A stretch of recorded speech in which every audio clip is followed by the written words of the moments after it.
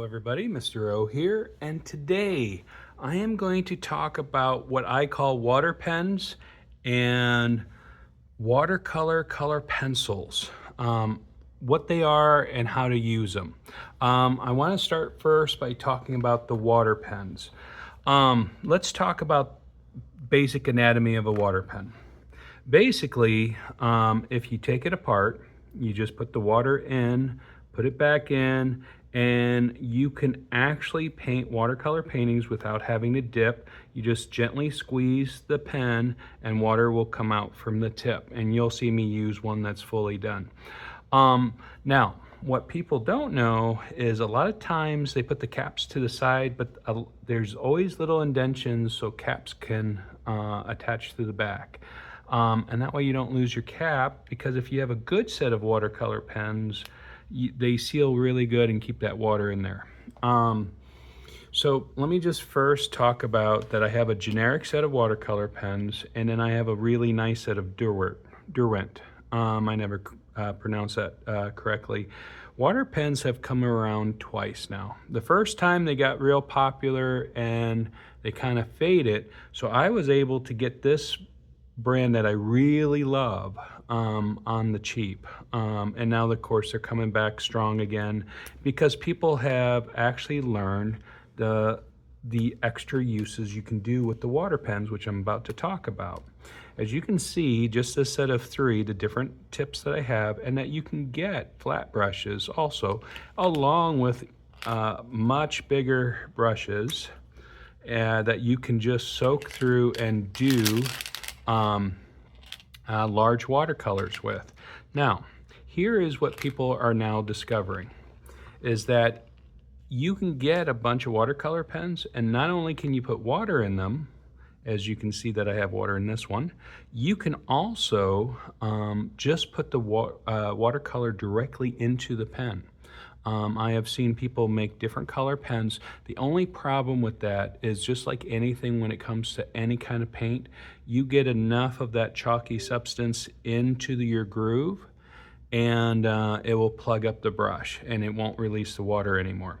Now, the other thing people have been doing is doing ink washes with them and then cleaning them right away. Now, this is a generic one, and you'll notice that when I remove it, it comes out the opposite way. Of course, it won't come out this time. In this one, you will see that I have a rubber gasket in this one, and that rubber gasket allows me to put ink into this pen. And that's why I got myself a set of these generic, is that if I want to put Indian ink in, I could. You see these things for sale for like $20. This one will be very good for it. And this set was probably like $2 for the whole thing, where this set is now back up to like $8. And it would not be very good for the ink. As you can see, it does not have, it's hard to see, but trust me when I say, there's no rubber gasket in there. It does seal very well, but I would not put ink in this, especially if the ink ruins the tip. You know, if the ink ruins the tip on one of these, I can just switch the tips and get moving. Now, I will tell you that I've only done one pen with the ink, and I just recently cleaned it out. I still have a lot of ink pens, but this is a nice, inexpensive way, you know, just to keep refilling if you're a big time inker who does a lot with black. So I was very happy with all of these pens, but of course my favorite is the Derwent. And so that's just a little bit about the anatomy of the watercolor pen. Now, when I let them dry out, I do take them apart, because I don't know where you live. Where we live, we have pretty hard water. So I just take all the parts out. I keep the cap off the watercolor brush, and I just let it dry out that way, and then I'll put it back all together. And it's very important that you do take care of, like any brush, you just take care of them, and they'll last a very long time. If you've ever seen any pictures or a lot of the things that I have shown you, you'll see that I take very good care of them. Accidents happen, you leave stuff out, and stuff like that. So If you have any questions about the water pens, just leave them in the comments. I'm going to talk about the watercolor color pencils. Again, this video is just the bare basic of understanding.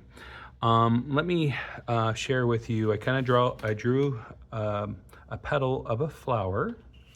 And when people do use these colored pencils, because they're called color pencil, they forget about the watercolor part, is they color solid. I just want to color this one little dot right here.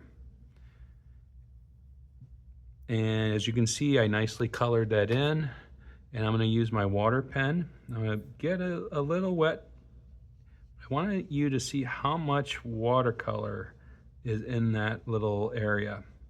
And you see how it just kind of bled out and it's very uneven? Because where you colored, you'll leave the darkest area. I want you to keep that in mind, so when you do use this, so I'm gonna leave the pencil dark so you can actually see what I'm doing. Where I would have shadow is where I'm going to put, and by the way, these are Faber-Castell watercolor colored pencils, if I did not mention that. I really like those. I also have Prismacolor, and I'm going to just put some shadowing there. And I want you to see how I start painting with these. And you see how dark that color is? And you want to be very careful, because especially if you want to let it fade out. So like something like this, I would have my paper towel and I would just bleed some of the color back off. And that way, when I get the water, as you can see, I'm able to kind of create that fade. So where you want it darkest is where you color. If I colored all that dark, can you imagine how much watercolor I would have just from that one little dot? So you want to be careful when you use watercolor pencil. This is just for detailing. And if you want to use the color itself, so let's just say I'm doing a little flower, but it's really dark. I want to just kind of color a little beyond.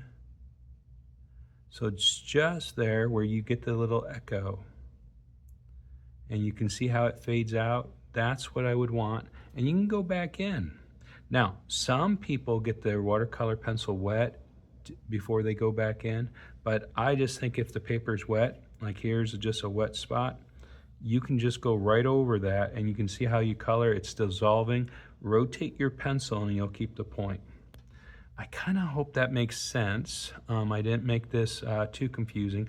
I'll do a more detailed video at some point, how to really get details and stuff like that with your watercolor pencils. But these are the bare basics. So in my classroom, students are going to just start off with a dozen colors. But when you get to more advanced, you can get sets that have 48 colors, 36 colors. Prismacolor is really good. Generals is really good.